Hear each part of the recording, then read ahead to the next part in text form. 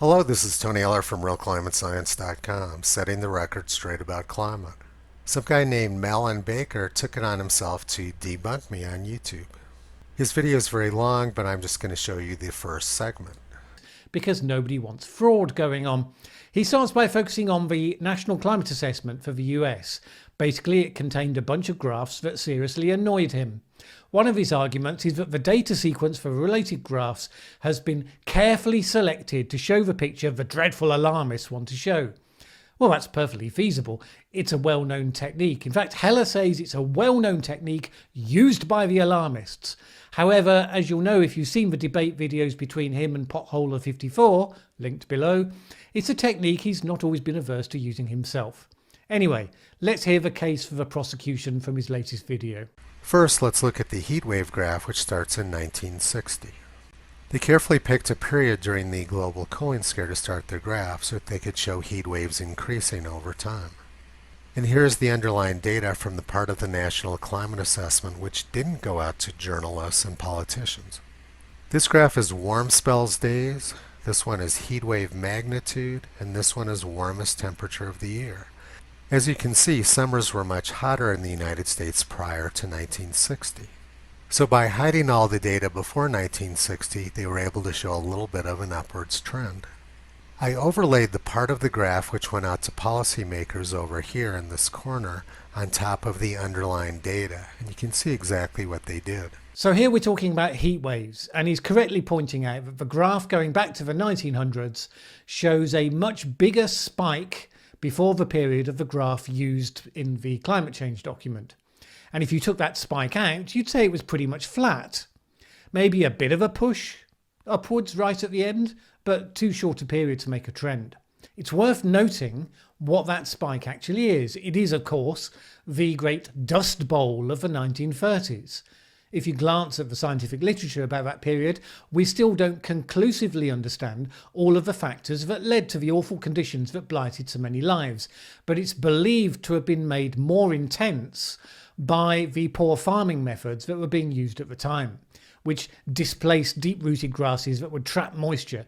And that would explain why it hasn't happened since, but we certainly don't know conclusively whether that was the case. In any case, it seems pretty clear that it's something of an extraordinary anomaly. But even if you don't have that, you still end up with a fairly flat picture, which seems to support Heller's case.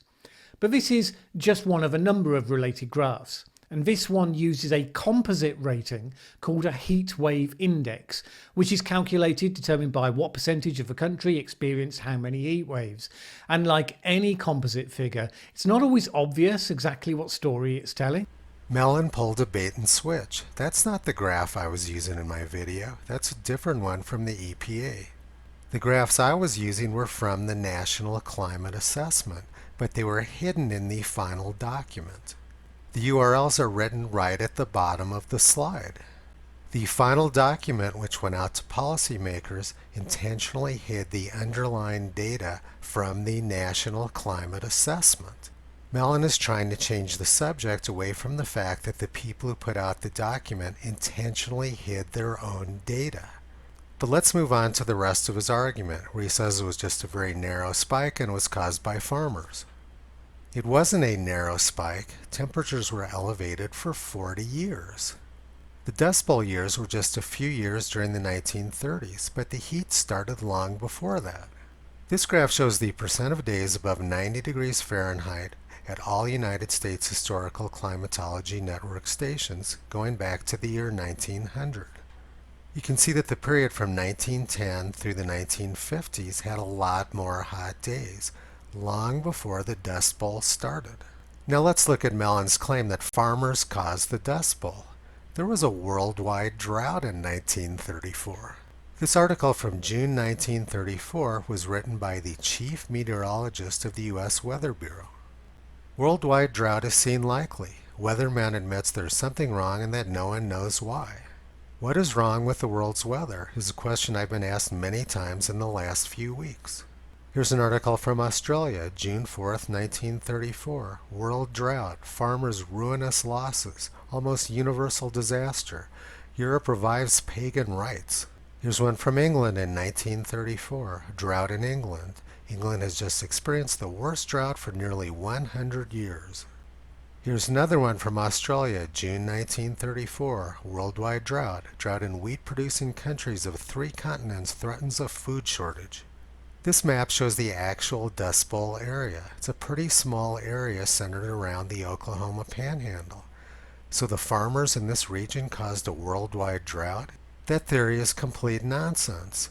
80% of the United States was in drought. These farmers were victims of the drought. Bad farming practices may have aggravated the dust, but they didn't cause the drought. And they certainly didn't cause the unprecedented heat which went all over the country. Mallen is talking complete gibberish. Here's an article from 1998. Records stored by nature in the bottoms of lakes and the growth rings of ancient trees show that in the late 1300s and again in the late 1500s, withering megadroughts lasting at least 25 years descended on western North America. Sand dunes rolled across much of the Great Plains and can be found beneath now fertile topsoil in some areas. And Sierra Nevada mountain lakes that today provide water for much of California dried up completely. The two scientists pointed out that droughts 400 and 600 years ago had nothing to do with human-induced global warming. Let's read this again. Sand dunes rolled across much of the Great Plains. Dust bowls happen. They're not caused by farmers. The bottom line is that summers were much hotter in the United States from the 1910s through the 1940s, and that the National Climate Assessment final document hid their own data. This black line is not somebody else's data. It is the underlying data from the National Climate Assessment, which is being hidden. And farmers in the Oklahoma Panhandle did not cause the worldwide drought. And carbon dioxide did not cause the megadroughts in the 1300s and the 1500s. Can we get back to doing science, please? And before I finish up, let's look at some more historical heat waves. The history of the world's droughts goes back to the year 627, when in France and Germany thousands of human beings died of thirst. In the year 1000, the rivers of Europe dried up, and heaps of fish were left to putrefy and spread the plague that followed. In 1123, the Rhine River dried up in Alsace. During the Battle of Bella in 1260, more men died from heat than wounds.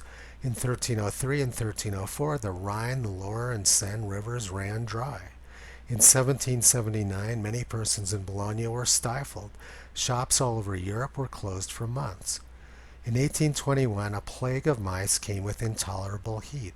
More than 200,000 persons died from heat in France. Mallen seems like a nice enough guy. I'm going to ask him respectfully to quit spreading superstition and join me in spreading the truth.